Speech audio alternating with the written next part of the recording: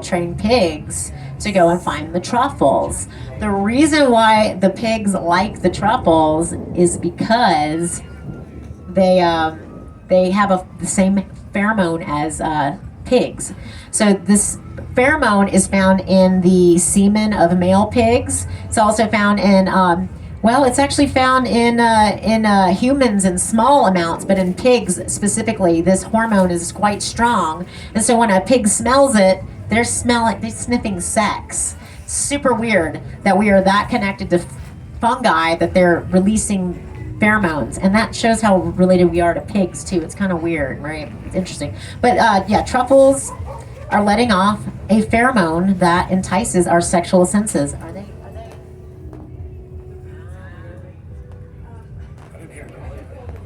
So mushrooms are the forbidden fruit. These are ancient texts that show Adam and Eve, and it looks like a mushroom. It looks like the top of an Amanita muscaria, possibly. Do we know, are they evacuating?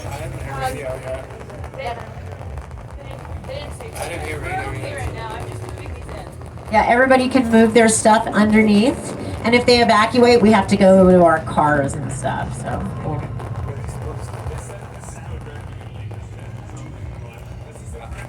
This is a good space to be at the moment.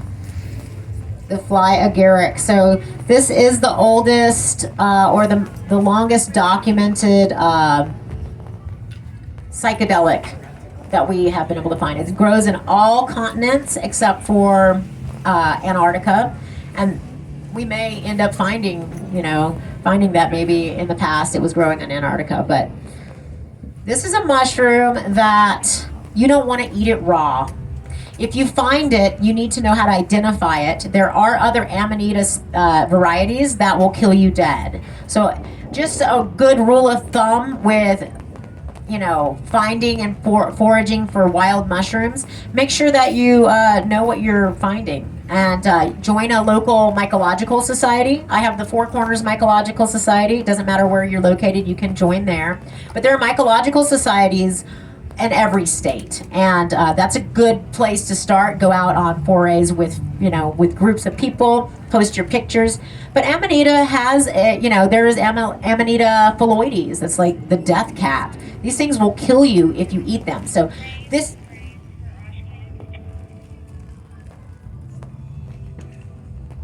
there might be an emergency here. Hang on.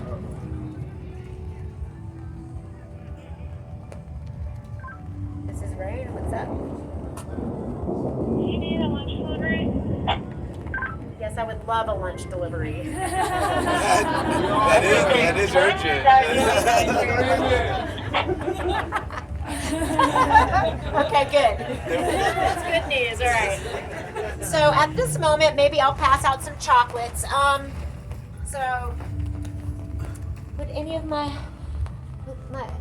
assistants okay, so this has no psychedelics in it. So this has 2 strands of cordyceps, lion's mane, which is good for the nervous system. It's good for libido and things like that. And then I have things like maca and horny goat's weed and ashwagandha, tiny bit of yohimbe. Yeah. But they are just I put some chai powder in there, so there's spices and things. And so that's not going to be psychedelic at all.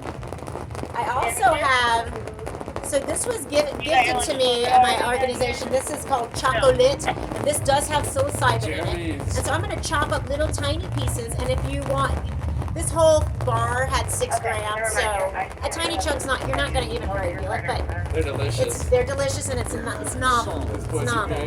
So we'll pass that around here in just a second. We'll have to chop that up. But yeah, these are spicy, and they'll just kind of give you, I like to eat these before I go dancing, things like that. Or right before you're going to be intimate, whatever. Or just when you're like wanting to intake new information and chill out, These aphrodisiac nootropic chocolates are not something that I sell. I make them only for my classes, just to share with you guys. And I often make them with my lover. We will sit there and stir it all in and be like, it's just sweet. Know thyself. Oh, I will pass this around. Okay. if you're not afraid of germs. So this is a product of mine called Love Rush, and it was a prototype for years. Now it's like one of my best sellers, but this has different. It has the 2 strains of cordyceps lion's mane. It has microdose of the Amanita muscaria, so you don't really. It's relaxing to the nervous system. But then it has all these lovely things, and I even add phenylethylamine, which is derived from chocolate. If you know anything about phenylethylamine, or if you're kind of a geek about chemicals, ecstasy, MDMA is in the phenylethylamine family. So, that's why chocolate is a really good aphrodisiac. It's kind of interesting. And yeah, so this has some alpha GPC and rhodiola and some just different things. But 1 to 3 dropperfuls of this, and it is sweet, but think bitterness of chocolate, and that's what you taste. So I will pass this around if you want to taste it. It just it helps with dopamine and serotonin release, and it supports oxytocin release. So I have people with ADHD, PTSD, depression, anxiety take this to help, and I get a lot of really positive feedback. I'll show you. Just go. My dropper's working. There we go. Aw, my dropper's all clogged. Well, I might give this out at the end, and I'll fix that and taste that. But enjoy the chocolates; they're delightful. Muscimol, Amanita muscaria, they grow everywhere, you guys. On the passes. So if you find them and you'll see them. They're pretty much red, white polka dots. Hard to misidentify. Ooh, it's hailing out there. Big hail. That's kind of exciting. I get excited about things like this, you know? As long as we're not going to get struck by lightning, it's good. We got mushroom chocolates, we're good. So the active constituent in Amanita muscaria is muscimol. Muscimol has been studied, wow, that's amazing.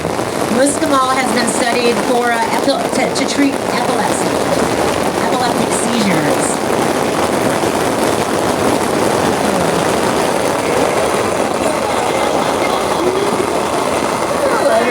You guys are welcome to scooch in toward the middle and scooch in.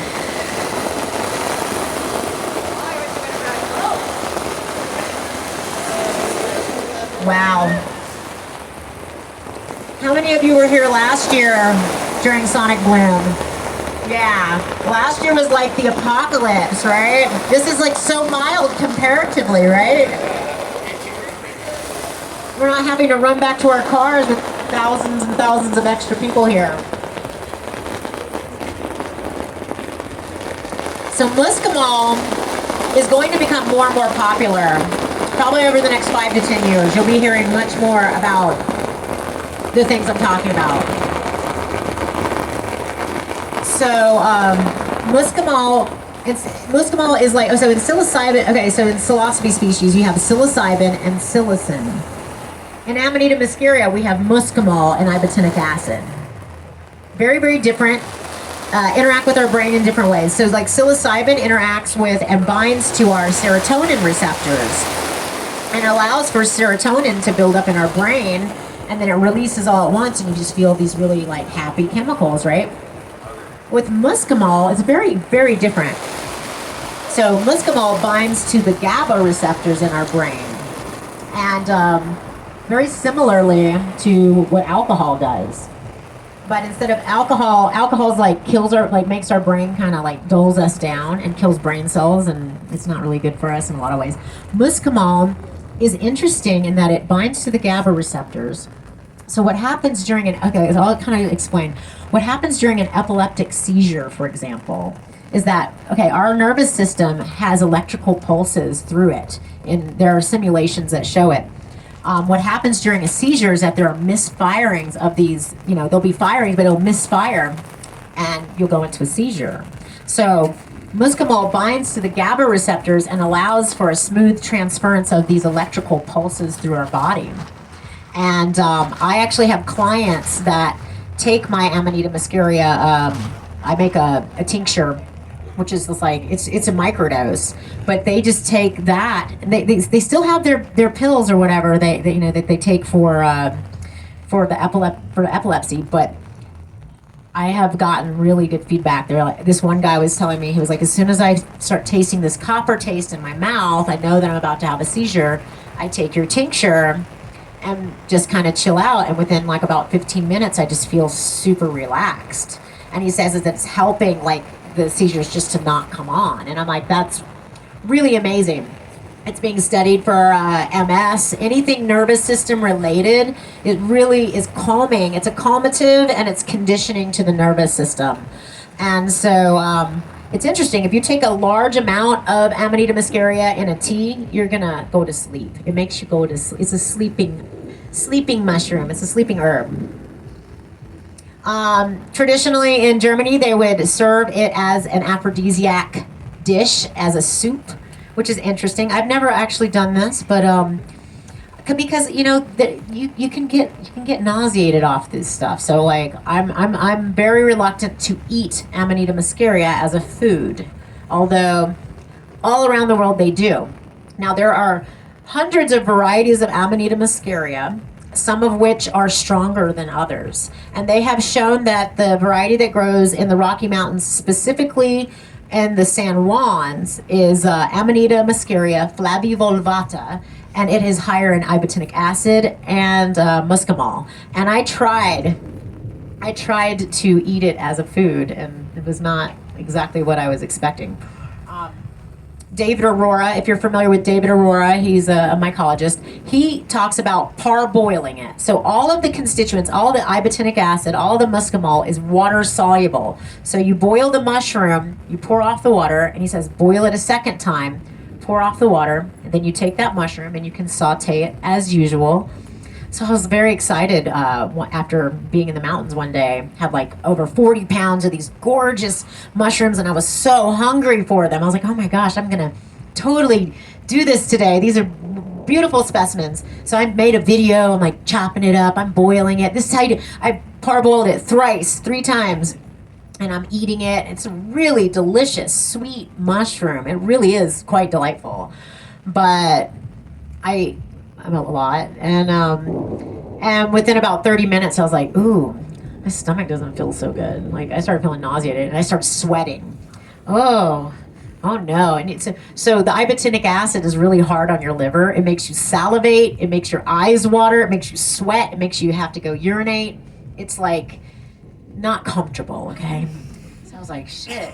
And so like I went and made myself purge. I vomited it out because I was like, this is not what I'm trying. And I had eaten a lot of it. So I was so hungry for it. But even so, like I had a very interesting trip all night long. I could feel where Venus was. I'm like, Venus is like over there somewhere. And I'm like, I get out my little star map, Google star map or whatever. And I'm like, there it is. Like, I mean, I was just hyper aware of the movement of the planet, and it was just very, very weird. And I slept very hard that night. So I would suggest, if you're going to eat it as a food, don't eat the varieties that grow in the Rocky Mountains. So in Amanita muscaria, we have what's called ibotenic acid and muscimol, and we also have muscarine. If you know anything about muscarine in its gas form, it'll kill you if you breathe it in. But this is like in the mushroom itself, and at 110 degrees Fahrenheit, it does evaporate. And so you can get rid of the muscarine. So there's a whole process involved. So the mushroom has these constituents in it. The muscimol is what we want because that's the medicine, and that's also the psychedelic aspect of it. And so ibotenic acid actually converts into muscimol.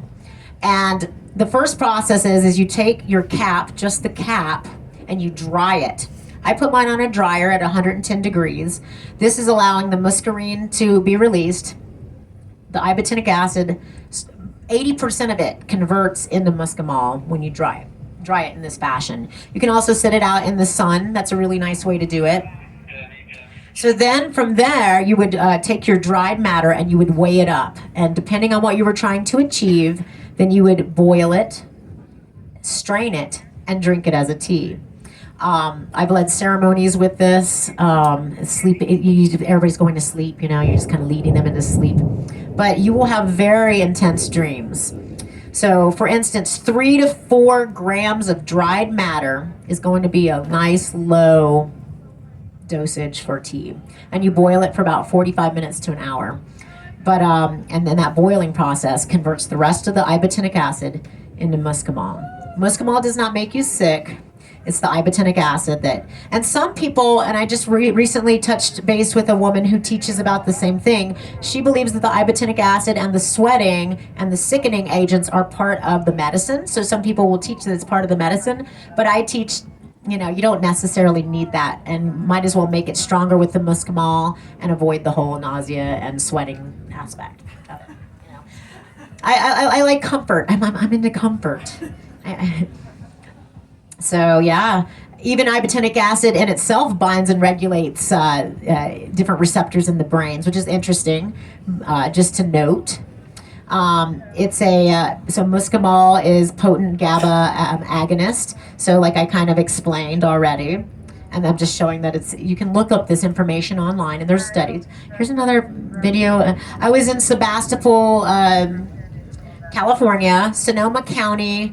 Mushroom camps flew me out to come talk about mushrooms, and so I had to go out in the woods and find some. But they're just so exciting. They're so exciting. It's like better than Easter egg hunting. I don't know.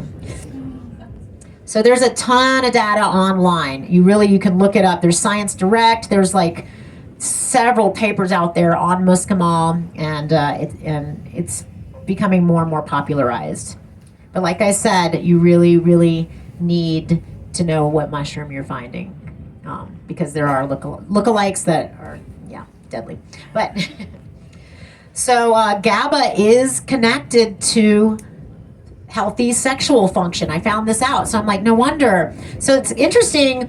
I speak to people who have, like, say, men who have erectile dysfunction, or women who have very low sex drive, and we think about stimulants, ginger and ginseng and all the things I put in this love rush stuff. But really also you want a relaxed functioning nervous system. And so I've like kind of created something that kind of answers to both of that. But the Amanita muscaria really does help with a lot of this, and I've gotten a lot of really good feedback from some of my clients just taking the Amanita muscaria by itself. GABA also controls our orgasms, something I didn't know about until recently. So it's kind of interesting that this mushroom really connects with the GABA receptors. So it should help. In small amounts, it's very connective. In larger amounts, it really kind of makes you want to snuggle up and go to sleep. Not gonna lie, snuggle up. So serotonin and GABA, you know, these things are very, very connected to erectile function, and erectile functionality is something that I'm starting to study, because we're finding that more and more men are having erectile dysfunction even in their teenage years, and a lot of it is like tied to porn and things like that, and you get addicted, and our nerves we're such incredibly smart, intelligent creatures that our nervous system, it becomes regimented in whatever we're training it. So if we're training ourselves in dysfunctional ways, that doesn't mean it's the end all be all. We can train ourselves to be highly functioning and healthy individuals with the intention, and some of these fungi or fungal creatures can help us to hasten those processes, along with lifestyle changes, intentionality, healthy eating, all the things, you know? It's not just one, there's no magic pill that's gonna change anything. Women's hormones are also very connected to GABA. So some of my clients that come to me, like, I have a hormone imbalance, I give them the Amanita muscaria, and then there are other mushrooms, maitake, mesema, and cordyceps, all balance estrogen and progesterone, as well as testosterone. So these are some of these other mushrooms. It's not just the psychedelics, but they help balance our systems. moose bites out of the Amanita. So I was in an Amanita muscaria patch, and I'm like, oh yeah, these are pretty big bites out of these mushrooms. Maybe they're the deer, because I don't know if you've heard of like the reindeer and the whole like in Siberia, like Santa's magic reindeer eat the fly agaric and they trip out, and the shamans follow them around and drink their urine. I don't know. Has anybody heard of this? I typically get asked a lot of questions about I get asked a lot of questions about the deer peas. I'm like, no. So I found 2 male moose in my patch, and you can barely see them, but there were like silhouettes of them, and I was so excited to see them. I'm like, it's Amanita muscaria. All right, the relaxed calm is my Amanita. Okay, so maitake mushrooms, you can eat them. They're very delicious. They do not grow in our area, and that is Grifola frondosa.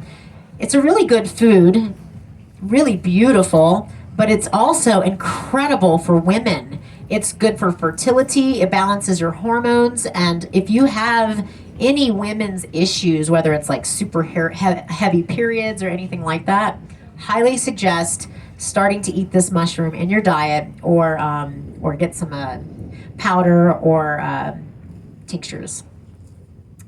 Maitake. And it's helped with all sorts of things, cysts in the ovaries, like things like that. Like these mushrooms, I'm a full believer in the mushrooms. Misema mushrooms. So Phelinus lentius is being studied. It's highly anti-inflammatory. So when you have inflammation in the body, you can get any number of diseases and things. But it also helps with balancing our hormones, and it boosts fertility in both male mice and female mice, which is interesting. We have a Phelinus variety that grows, if you get up into the mountains this summer and you get into the aspen trees, you'll see what's called the aspen conch. They are everywhere, and it's a Phelinus variety, Phelinus tremulae. And those have not been studied, but I work with those very intimately, and they're very potent, very good for any number of things, but specifically for balancing hormones is what I'm finding, and inflammation. Cordyceps.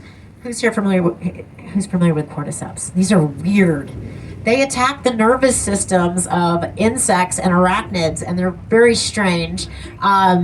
They consume, like with an ant, for instance, they'll like consume almost its entire insides, and the ant will keep going like it's alive, and it has this craving to climb as far up in the tree as possible, and then latch on and die, and a mushroom pops out of its head. What? So it's like makes zombie creatures, but basically that's how it spreads its spores. Very odd, but in humans it doesn't do anything like this. Thank God. Yes, I know.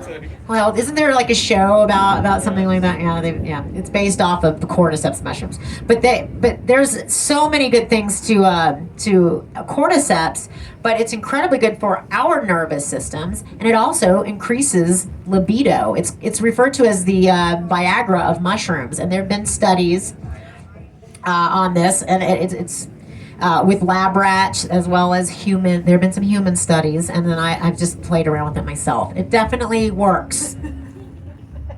If you want to learn more about cultivating your own cordyceps, you do not have to grow them on insects. You can grow them on rice or millet, But William Padilla Brown, shout out to William. He has an online book you can download. It's Cordyceps Cultivation Handbook. Anyone can grow them. He is growing them. Gosh, she's so funny. Yeah, and I could get really into cordyceps, but we may not have time, and I don't know where we are at our time. You got 10 minutes. I've got 10 minutes, okay. So Cordyceps sinensis, see that's one on a, that is a very large spider, yeah. In the wild, cordyceps sells for over $14,000 a pound. So it's really, it's interesting, but you can buy it for much, much cheaper, and you can grow it yourself, like I said. There are athletes using it. This is one of our board members for the Psychedelic Club, Anthony Kunkel, shout out. He is a 2-time U.S. champion in road running, and he uses cordyceps, lion's mane, and he also uses magic mushrooms in his training. He also uses LSD in his training. He's very interesting and very geeky. He like monitors everything. Glucose, he has this thing on his arm for glucose and everything, but very cool. He is one of the first people who came out and said, I use magic mushrooms in my training, and he got dropped by all of his sponsors, and now he's got sponsors that support the whole fungi or the whole mushroom movement, because it is a movement. He's very good at what he does. Oh my goodness. Oh my goodness. So yeah, Psychedelic Club of Durango, join us. Okay, so the heart and brain connection. So I'll very quickly go over this. I started studying about the science of our heart being a brain, and there is a book called The Science of the Heart if you want to learn more about it. But our hearts retain memory, and that's why you can have a broken heart, and it's really sometimes hard to heal. You have to retrain your heart, but I came across this gentleman by the name of Tom Lane, and he studies the Aztecs and the Toltecs and their traditional usages of psilocybin mushrooms. And so he sent me his book, and so I talk about some of this. He told me about a ritual called the Sacred Mushroom Rituals of the Deified Heart, and I'll kind of explain it to you. He's a very quirky, interesting individual, but he has a lot of information that's very cool. So what he was explaining to me is that the Toltecs, okay, the Aztecs were very warlike and very aggressive, but the Toltecs were kind of a cult that came off of that. They got out of the city areas and whatnot, and they were more focused on heart energy and love and connection and things like that. Kind of interesting. But they used psilocybin mushrooms in their rituals. And so one